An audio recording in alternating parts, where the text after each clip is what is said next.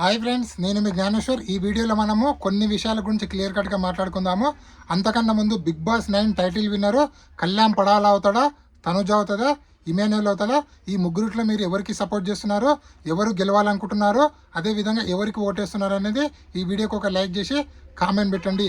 అదేవిధంగా ఈరోజు సండే కదా, సండే ఎపిసోడ్లో ఏమేమి జరగబోతుంది, అదేవిధంగా బిగ్ బాస్ సేవింగ్ ఆర్డర్ ఎలా ఉంది, ఆ సేవింగ్ ఆర్డర్ వల్ల బిగ్ బాస్ బయటికి ఏదైనా చెప్పాలనుకుంటున్నా దాని గురించి క్లియర్ కట్గా మాట్లాడుకుందాము.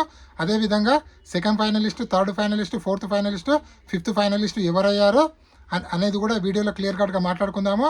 అదేవిధంగా బిగ్ బాస్ యొక్క ప్రైజ్ మనీ అనౌన్స్ చేయడం జరిగింది. ఆ ప్రైజ్ మనీ ఎంత అనేది కూడా ఈ వీడియోలో క్లియర్ కట్గా మాట్లాడుకుందాము. అదేవిధంగా ఈరోజు ఎలిమినేషన్ ఎవరైతున్నారు అనేది కూడా ఈ వీడియోలో మనము క్లియర్ కట్గా మాట్లాడుకుందాము. నేను చెప్పబోయే ప్రతి అంశం పైన మీకు ఫుల్ క్లారిటీ కావాలంటే దయచేసి నా 5 మినిట్స్ వీడియో చూడడం వల్ల మీకైతే ఫుల్ క్లారిటీ అయితే రావడం అయితే జరుగుతుంది. సో మనం నిన్ననే చెప్పడం జరిగింది. సో ఈ వారం డబుల్ ఎలిమినేషన్ ఉండబోతుంది. సో చెప్పిన విధంగానే నిన్న సుమన్ శెట్టి గారు ఎలిమినేట్ అయితే అవ్వడం అయితే జరిగింది. సో అదేవిధంగా బిగ్ బాస్ సేవింగ్ ఆర్డర్ ఎలా చేసిందని మనం ఒకసారి పరిశీలిస్తే ఫస్ట్ సేవింగ్ తనుజ గారిని చేయడం జరిగింది. సో ఎందుకంటే తనుజ సెకండ్ పొజిషన్లో ఉందని చెప్పి ఇండైరెక్ట్గా మన బిగ్ బాస్ అందరికీ చెప్తున్నారు. అదేవిధంగా థర్డ్ డిమాండ్ పవన్ని సేవ్ చేయడం జరిగింది. ఎందుకంటే డిమాండ్ పవన్కి గత 2 వారాలుగా ఓటింగ్ అనేది భారీగా పెరగడం అయితే జరిగింది. సో ఆ విధంగా డిమాండ్ పవన్ థర్డ్ పొజిషన్లో, అదేవిధంగా ఫోర్త్ పొజిషన్లో ఇమాన్యుయల్, అదేవిధంగా ఫిఫ్త్ పొజిషన్లో సంజన గారు ఉండడం అయితే జరిగింది.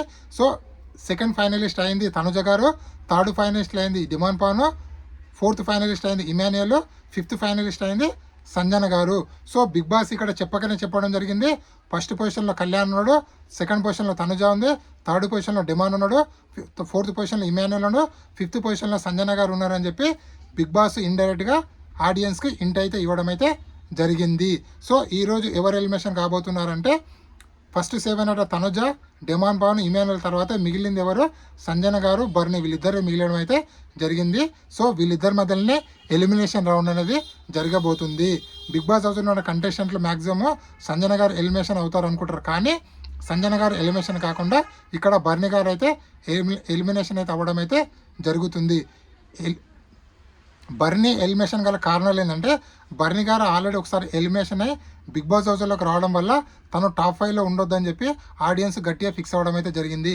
ఎందుకంటే మిగతా కంటెస్టెంట్లు ఆల్మోస్ట్ వాళ్ళు డే 1 నుంచి చిట్ట చివరి వారం వరకు కంటిన్యూగా నామినేషన్లు ఉన్నారు కాబట్టి వాళ్ళు ఎలాగైనా టాప్ 5లో ఉండాలి. అదేవిధంగా వాళ్ళు డిజర్వ్ కంటెస్టెంట్లు టాప్ 5 అని చెప్పి బర్నీ గారికి ఓటింగ్ అయితే తక్కువ అయితే పడడం అయితే జరిగింది. సో ఆ విధంగా బర్నీ గారు ఎలిమినేట్ అయితే ఈరోజు సండే ఎపిసోడ్లో కాబోతున్నారు. అదేవిధంగా బర్నీ ఎలిమినేషన్ గల కారణాలు ఏంటంటే బర్నీ గారు ఆడియన్స్కు ఫస్ట్ ఎలిమినేషన్ కాకుండా ముందు బాగా కనెక్ట్ అయ్యారు. బట్ ఎలిమినేషన్ అయిన తర్వాత అంత బాగా కనెక్ట్ కాలేకపోయారు. బట్ బాగానే ఫన్ చేశాడు, బాగానే ఉన్నాడు, కానీ అంత ఎక్కువ టాప్ 5లో ఉండే కంటెస్టెంట్ అంతగా కనెక్ట్ కాలేకపోయాడు. కాబట్టి అందుకోసం తన ఓటింగ్ అనేది చాలా తక్కువ పడడం వల్ల బర్నీ గారు ఈరోజు ఎలిమినేట్ అయితే అవ్వడం అయితే జరిగింది. అదేవిధంగా big Boss prize money 50 lakhs అని చెప్పి అనౌన్స్ చేయడం జరిగింది. అదేవిధంగా 50 lakhs వస్తే మీరు ఏం చేస్తారో, అదేవిధంగా ఎవరికి రావద్దు అనుకుంటున్నారు అనేది ఈరోజు బిగ్ బాస్ హౌస్లో టాస్క్ అయితే జరుగుతుంది. సో ఈ టాస్క్ ఆల్రెడీ మనం ప్రోమోలో చూడడం అయితే జరిగింది.